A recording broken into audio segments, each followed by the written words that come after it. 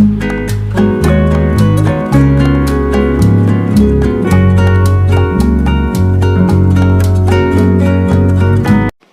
Shri Shyam YouTube family, welcome back my new blog Renu real life blogs पे। Guys, आप लोग कैसे हो? आप लोग बहुत अच्छे होंगे, बिल्कुल स्वस्थ होंगे। और मेरी आवाज़ से आप लोग को पता लग रहा होगा कि बहुत ज़्यादा ही मैं परेशान हूँ, बहुत ज़्यादा परेशान हूँ सच में। और यहाँ पे मैं जूस पी रही हूँ, अभी कुछ काम नहीं हुआ है मेरा। और ये मेरा जो ब्लॉग है ना 3 दिन पहले का है, क्योंकि जो मेरी तबीयत ना धीरे धीरे बहुत ज़्यादा ख़राब हो रही थी, तब का है ये। उसके बाद मेरी तबीयत इतनी ख़राब हुई कि मैं बता नहीं सकती। मेरी ऐसी हालत हो गई थी कि भगवान ना करे ऐसी हालत किसी की हो और इस तरह से किसी के साथ हो जो मेरे साथ हुआ। मैं इतनी ऐसी हो गई थी कि बस मुझे लग रहा था कि अब मैं नहीं बचूंगी, भगवान अब मुझे उठा ही लेगा। तो ये पुराना ब्लॉग है, इसे मैं डाल रही हूँ क्योंकि मैं कोई भी ब्लॉग नहीं शूट कर पाई थी उसके बाद, क्योंकि मेरी कंडीशन ऐसी नहीं थी कि कोई ब्लॉग में शूट कर पाती। और यहाँ मेरा बेटे की ना छुट्टी हो गई है स्कूल की। मेरी तबीयत ना बहुत ज़्यादा ख़राब होने लग रही है। वो स्कूल की छुट्टी पे था, उसको कौन लेने जाए, और मैं ही जाती हूँ उसको लेने के लिए। लेकिन मेरी इतनी हालत नहीं थी कि मैं बेड से भी उठ पाऊँ। अभी तो मैं फिर भी इस ब्लॉग में दिख रहा है आपको, बैठी हूँ और जूस पी रही हूँ। लेकिन जो 3 दिन 4 दिन मेरे साथ हुआ, मैं खड़ी भी नहीं हो पा रही थी, ऐसा मेरे साथ बुरी दशा हो गया था। तो हुआ कुछ यूँ था मेरे साथ, मेरे टेस्ट वगैरह हुए थे डॉक्टर से, अल्ट्रासाउंड भी हुआ था और अल्ट्रासाउंड में बेबी ठीक है और बेबी मूवमेंट वगैरह भी अच्छा सही कर रहा है और सब कुछ बेबी का सही था। लेकिन मेरे में दिक्कत आ गई थी जब मेरी सीबीएसई की जांच हुई। तो उसमें ना बहुत ज़्यादा डॉक्टर ने मुझे सजेशन दिया कि आपका ना बहुत ज़्यादा खून की कमी है, डिलीवरी में बहुत प्रॉब्लम आ सकता है, रिस्क हो सकता है डिलीवरी में। क्योंकि फिर उस टाइम ब्लड एंड टाइम पे कहाँ से मिल तो जाता है ब्लड, और मेरा ब्लड ग्रुप है ओ पॉजिटिव है। तो इसलिए मेरे शरीर, मुझे खुद भी लग रहा था कि मैं एनर्जी फील नहीं कर रही हूँ और मुझे दिक्कत हो रही थी अंदर ही अंदर। लेकिन फिर मैंने डॉक्टर को बताया और ना फिर 2 दिन पहले 3 दिन पहले ही मैंने जैसे सारा काम वगैरह कर लिया था ना, और काम वगैरह करने के बाद रात में मैं वॉशरूम गई। और जब मैंने वॉशरूम में देखा कि मुझे ब्लडिंग हुई है, तो उसी टाइम में इमरजेंसी गई थी। उसी टाइम में इमरजेंसी गई थी जब मेरे को ब्लडिंग हो गया था। और इमरजेंसी जब मैं गई, डॉक्टर ने मुझे देखा। डॉक्टर ने फिर मुझे काफ़ी बताया कि ये रिस्क हो सकता है, अभी तुम्हारी डिलीवरी भी नहीं हो सकती है, क्योंकि अभी मेरा 8 मंथ भी पूरा नहीं हुआ है।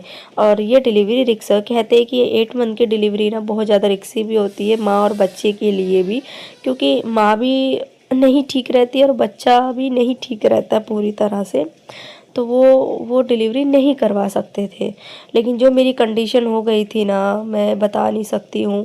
फिर मुझे डॉक्टर ने एडमिट किया था, मेडिसिन वगैरह दिया मुझे, फिर मेरे टेस्ट हुए दोबारा, फिर मेरे को चेकअप हुआ तो मेरे को खून की कमी बहुत ज़्यादा बताई गई कि खून की कमी बहुत ज़्यादा है आपके शरीर में, और इसकी वजह से आपको आगे डिलीवरी में बहुत ज़्यादा प्रॉब्लम हो सकती है। तो बहुत कुछ डॉक्टर ने कहा जिससे मैं घबरा गई। और उसके बाद फिर मेरे साथ ना पता नहीं क्या हुआ क्या नहीं हुआ, किसकी नज़र लगी, किसकी बुरी नज़र लगी, क्या ये लिखा था मेरी किस्मत में, मुझे नहीं पता था। फिर ना मेरे साथ ना खांसी, जुखाम और फीवर एक साथ हो गया मेरे को। इतना फीवर मुझे इतना हो गया कि मेरा पूरा शरीर इतना दर्द हो रहा था ना कि मैं नहीं चल पा रही थी। इतनी हिम्मत नहीं थी कि मैं उठ के अपने लिए खाना भी खा सकूं। तो यहाँ मेरा बेटा ना मेरे लिए नाश्ता लेके आया था। उसके बाद मैं नाश्ता करने के बाद ना यहाँ पे जो दवाई डॉक्टर ने मुझे दिया था, जो नॉर्मल रेगुलर वाली, वो पी रही थी। A few moments later. नाश्ता करने के बाद ना और दवाई वगैरह खाने के बाद अभी मेरी दवाई पता है बहुत ज़्यादा बढ़ा दी गई है। यानी कि पूरे पूरे सुबह से लेके मुझे रात तक दवाई ही दवाई खानी है।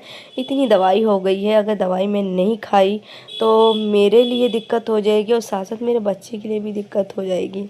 तो यहाँ मैं अपना नाश्ता और दवाई खाने के बाद मैं सो गई थी 1 घंटा 1.5 घंटा, और 1 बज चुके हैं। उसके बाद में मैं उठी हूँ जब मुझे लगा कि बहुत ज़्यादा टाइम हो गया है। और काम देख सकते हैं, मेरे अपने पैरों में ना चुन्नी बांध रखी हुई है, इतना दर्द हो रहा है ना मेरे पैरों में।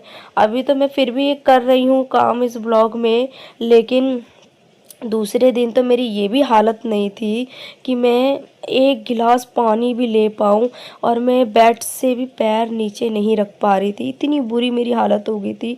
और मेरा बच्चा ना बिल्कुल मेरे को देख के, मैं अपने बच्चे की शक्ल देख के इतनी वो रोना आ रहा था, क्योंकि मैं अपने बच्चे को ना स्कूल भेज पा रही थी, ना मैं अपने बच्चे को खाना दे पा रही थी, ना मैं अपने बच्चे को खाना बना के दे पा रही थी। बेचारा मेरा बच्चा भी मेरे साथ ऐसे ही था, इतनी बुरी कंडीशन हो गई थी मेरे साथ। बुखार ने पूरा शरीर तोड़ दिया था, और सर दर्द ऐसा हो रहा था ना कि मैं जैसी खड़ी हो रही थी ना, मुझे चक्कर आ रहा था, इतनी तेज़ चक्कर आ रहा था मुझे कि मैं खड़ी ही नहीं हो पा रही हूँ। मैंने सब कुछ छोड़ दिया था, काम धाम सब कुछ छोड़ दिया था, नहीं कुछ हो रहा था मुझसे। उसके बाद यहाँ पे मैंने बेड वगैरह सब साफ़ कर लिया है धीरे धीरे करके। और ये मेरी कंडीशन ख़राब होने की धीरे धीरे ही थी ये। और जो दूसरे दिन हुआ ना, उसका मैं बयान नहीं कर पाऊँगी मैं, क्या हुआ मेरे साथ और एकदम से क्या हो गया कि मैं इतनी बुरी। ऐसे तो मेरी फ़र्स्ट प्रेगनेंसी में भी इतनी हालत नहीं बुरी हुई थी, सब नॉर्मल था और सब अच्छे से चल रहा था। लेकिन इस सेकंड प्रेगनेंसी में इतनी बुरी हालत हो गई है ना मेरी शुरू से, कि मेरे को ऐसा लग रहा है ना अब बस बहुत हुआ, अब मुझसे बर्दाश्त नहीं हो रहा है, या तो भगवान मुझे उठा ले या तो मुझे ठीक कर दे, ऐसी मैंने बोल दिया था मन में ही। बस वही है ना, लेकिन किस्मत से आए थे। और हमारे हाथ में कुछ चीज़ें नहीं होती है, जो चीज़ होना होता है ना वो होके रहता है। और आज मैंने अपनी ज़िंदगी में ये ज़रूर देख लिया है कि अपने जो घर के लोग होते हैं ना, वो कभी आपका साथ नहीं देंगे। इवन जो बाहर के लोग होंगे ना, वो हमेशा आपके साथ खड़े रहेंगे और साथ देंगे, लेकिन आपके घर वालों को ना, जो घर के लोग होंगे ना, उनको कोई मतलब नहीं होगा। A few moments later. तो मैंने ज़्यादा काम नहीं किया क्योंकि मेरे बस की नहीं हो रहा था, तो मैंने सिर्फ झाड़ू मारा था, किचन साफ़ कर लिया मैंने, बर्तन वगैरह साफ़ कर लिया था, कपड़े नहीं धोए मैंने, कपड़े छोड़ दिए क्योंकि मेरे बस की नहीं है। और अभी मैं आ गई किचन में खाना बनाने के लिए, और बच्चे के लिए और अपने लिए। अभी भी मैं बोल रही हूँ ना तो मेरे सर में बहुत तेज़ दर्द है, मैं नहीं, मुझसे बोला नहीं जा रहा है। लेकिन सोचा ये कितने दिन से मैंने ब्लॉग नहीं डाला है, तो कम से कम ये पुरानी वीडियो जो है, ये 2 दिन की 3 दिन की, उसको ही एडिट करके कैसे कैसे मैं डाल दूँ। मैं ज़्यादा तेज़ भी नहीं बोल पा रही हूँ, क्योंकि ज़्यादा तेज़ बोलने से ना मेरे कान में बहुत दर्द हो रहा है, सर दर्द की वजह से, इतनी बुरी कंडीशन है मेरी अभी भी। और अभी भी मैं बस एडिटिंग कर रही हूँ ना, तो अभी का मैं बताऊँ तो लेटी हूँ और कुछ नहीं हो रहा है। तो अभी मैं चावल बना रही हूँ, पीले वाले चावल छौंक रही हूँ, और बस वही। और मैं और मेरा बेटा खाएगा, क्योंकि वो सब्ज़ी ना खाता नहीं है, उसकी वजह से ना मुझे ना बहुत दिक्कत हो जाती है खाने बनाने में। और इवन जो मेरी सास है ना, दिन में मुझे अपने लिए ही बनाना पड़ता है, क्योंकि सुबह मैंने नहीं अब बना पाती हूँ, सुबह मैंने छोड़ दिया है क्योंकि मेरा खुद का शरीर नहीं ठीक रहता है। तो सुबह मेरी जो सास है ना, वो अपना बना के लेके चली जाती हैं, यानी कि अपना लंच बनाया और बना के लेके चली गई हैं। वो कोई भी कुछ एक्स्ट्रा जैसे मेरे लिए होता है ना कि हाँ मेरे बस की नहीं है मैं खा लूँ, तो वो एक्स्ट्रा नहीं बना के जाती हैं। तो इसलिए ना मैं बस यही कहना चाहूँगी कुछ बातें अपने मन की, कि हमारे जो घर के होते हैं ना, वो साथ कभी नहीं देंगे। और जो बाहर के होंगे ना, वो ही इस घर से अच्छे तो बाहर के होते हैं, जो एनी टाइम खड़े रहते हैं। क्योंकि मेरी इतनी बुरी कंडीशन के बावजूद के बाद भी ना कोई मेरे साथ खड़ा नहीं रहा। मैं ये नहीं कह रही कि मेरे हस्बैंड नहीं खड़े रहे, मेरे हस्बैंड खड़े थे मेरे साथ।